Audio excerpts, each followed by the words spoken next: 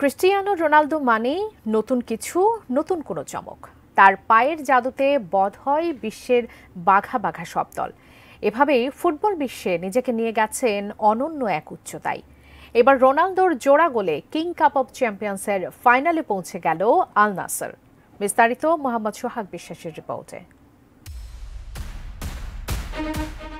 Cristiano রোনালদোকে CR7 নামে ডাকেন ভক্তরা। এবার তার জোড়া গোলে 4 বছর পর কিং কাপের ফাইনালে উঠেছে আল নাসর।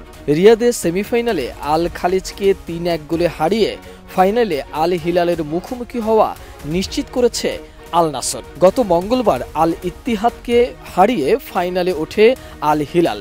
31 মে জেদ্দার কিং আবদুল্লাহ স্টেডিয়ামে অনুষ্ঠিত হবে ফাইনাল খেলা।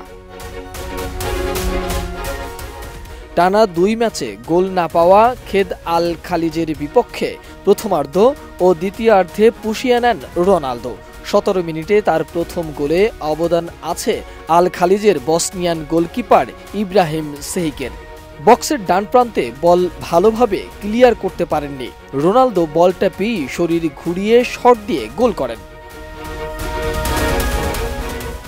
আল খালিজের খেলোয়াড় নিজেদের বক্সে হ্যান্ডবল করায় 37 মিনিটে পেনাল্টি পায় আল নাসর।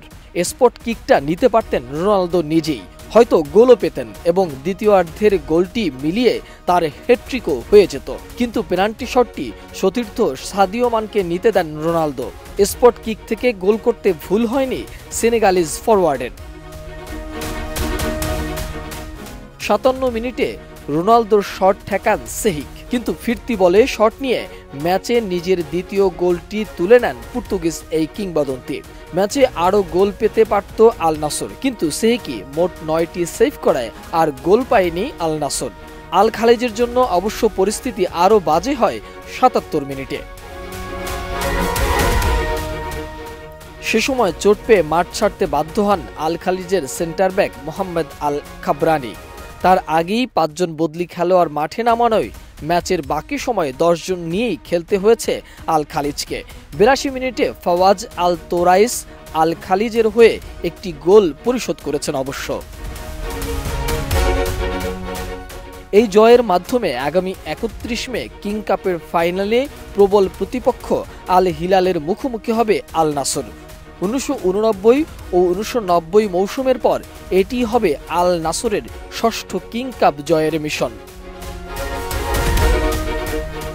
মোহাম্মদ সোহাগ বিশ্বাস, ATN নিউজ, ঢাকা।